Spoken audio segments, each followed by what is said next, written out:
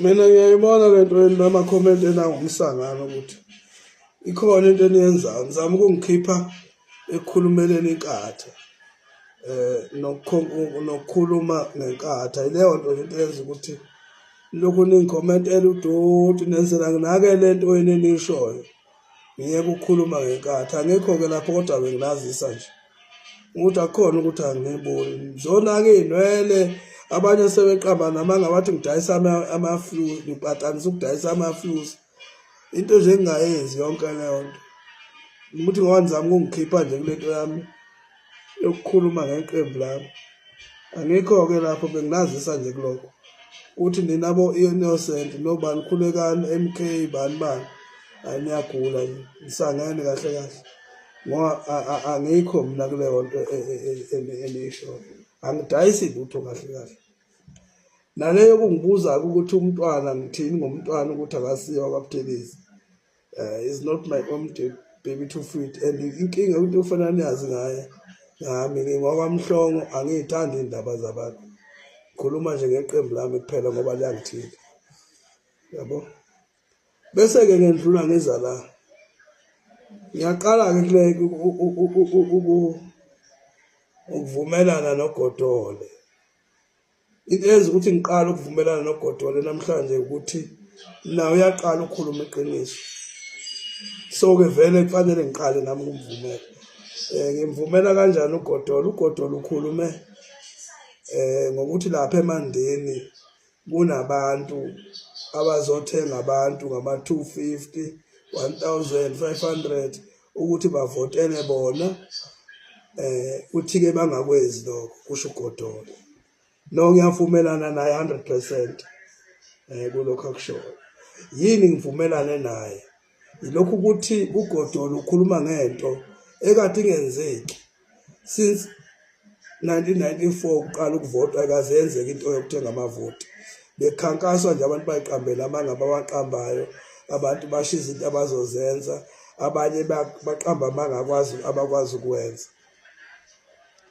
Abanye-ke babe nendlela yokuthi into abayishilo bayenze ukuze abantu baphinde babavotele. Into besiyazi thina la kwapolitiki ilento yokuthi bekulahleka amavoti, kwenziwa imikhonyovu enjalo, kukhwabaniswa amavoti Kodwa le yemali siqala ukuyibona ngokhetho olwendlule lika 29 May 2024.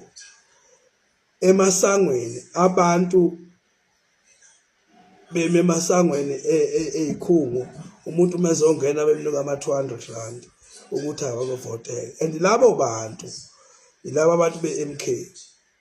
Yingakho-ke MK ibe namavoti amaningi last election ingenxa yokuthi bebewathenga. So lento le ayishoyo ngiyavumelana nayo. Inkinga nje ukuthi uyiphendukezele wayenze ngathi yenziwa ngabanye abantu. No, we are aware, siyayazi leyo nto, siyibonile and siyibone ngayo i-MK, siyibone ngabo oGodole. And ngifuna ukukutshela iqembu le-MK iqembu lesomabhizinisi ngabantu abanemali, banazo-ke nemali zokudizela abantu ukuthi babavotele, not thina, not amanye amaqembu. ANC kade engakwenzi, u-IFP kade engakwenzi, no-EFF kade bengakwenzi, kufike nabo. So angifuni ukuthi bese sithi noma ekhuluma iqiniso uGodole bese senza ngathi ukhuluma amanga nokhuluma iqiniso. Bantu baseMandeni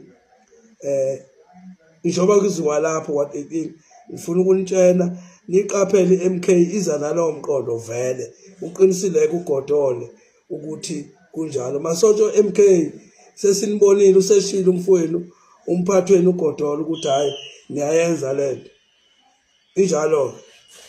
Sesinibhekile nani-ke ma-federal nina ingane kamntwana wakwaphinda ngene niqaphele kakhulu leyo nto ngoba vele njengoba bememezela bamemezela into abazoyenza.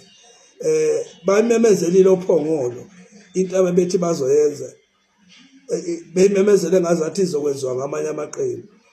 Unfortunately for them kwatholakala ukuthi abantu abathenga abantu from koDumbe nabantu abalande abantu koDumbe nabo baqulisile abafike babanjwa lapho ukhethweni abantu beMK.